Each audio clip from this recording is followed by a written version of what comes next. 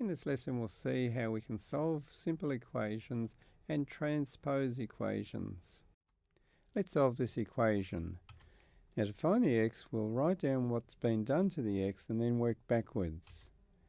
X has been multiplied by 3 and then 4 is added to get 19. So to work backwards there, we work out that we had 15 before we added 4 to get the answer of 19. We subtracted 4 from the 19 to get 15. We can write that in algebra to say that the 3x there had to be 15. And then before that we must have had 5 because 5 times 3 is 15.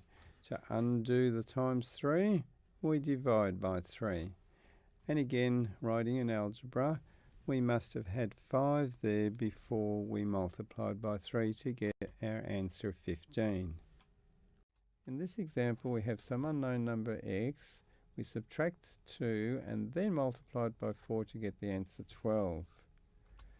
Now we can represent that situation using backtracking. Our number x there, we subtract 2 and then multiplied by 4 to get the answer 12. So before we multiplied by 4, we must have had 3. We can represent that in algebra there. That part of it, the x minus 2, had to be 3.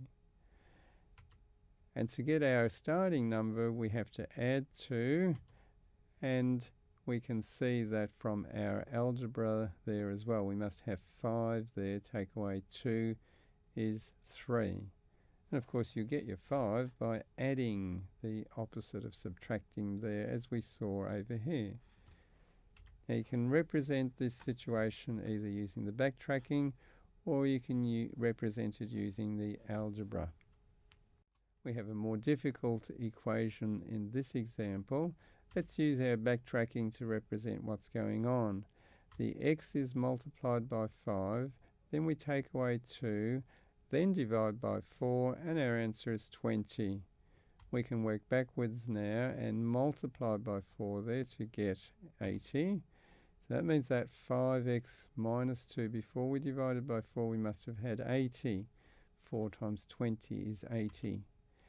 Before we subtracted the 2, we must have had 82, so that means that part of it there has to be 82. And before we multiplied by 5, we had to have 16 and 2/5. So that means our x has to be 16 and 2/5. And of course we obtained that by doing 82 divided by 5 as represented in our backtracking notation. Here are some practice exercises for you to try out now. So pause the video and have a go at those now, please. How did you go with those? Let's have a look how they're done. Starting off with 3x plus 5 to get 14 there, we needed to have 9 there. That is 14 take away 5. And then of course we divide the 9 by the 3, so our x is 3. In our next example here we needed 12 more than 2 there for 7x. So that's 7x is 14, and then that means that the x is 2. And lastly, with this one over here, we need to have a minus 4 from the 2 there to give us a minus 6, and then divide by this minus 2 to get our answer of 3. We'll now move on to transposing a formula. A formula in maths and science or business shows a relationship between two or more quantities. The letter on the left of the formula is known as the subject of the formula. For example, V equals U plus AT shows a relationship between the V, U and the A and the T. It's used in physics. And the V is the subject of that formula. Transposing a formula means that we rearrange that formula to make some other variable the subject.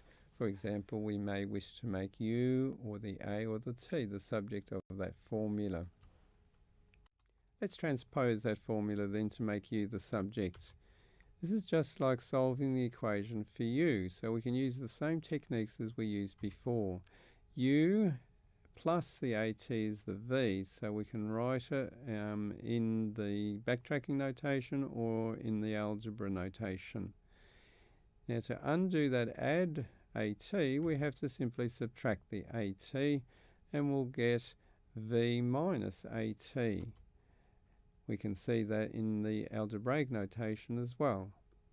And so our solution therefore is U is equal to V minus AT.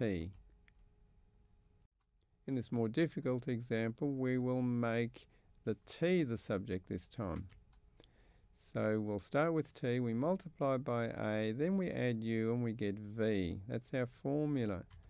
We can write the formula out. Now notice that all I've done in both of those examples there is to make the right hand side the subject of that equation, and then I'll undo all the bits and pieces that are in the way. So the first thing we have to get rid of is the U. To undo it, we subtract U. So that means the AT had to be V minus U. And then we have to undo the multiply by A, so we have to divide by A. So that part there had to be V minus U divided by A.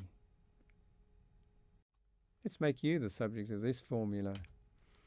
The U was squared firstly, and then 2AS was added to it to get V squared.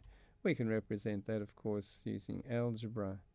Going backwards, we need to subtract 2AS. So therefore the U squared has to be V squared minus 2AS. We have to undo the squaring next, so we need to take the square root of that number.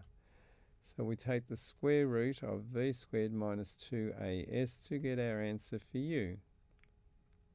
Recapping what we've looked at here, an unknown quantity is represented by a pronumeral, and usually letters are what we use for the pronumerals. To solve an equation, we backtrack to the unknown, the pronumeral. And to transpose the formula, we again backtrack to the required subject.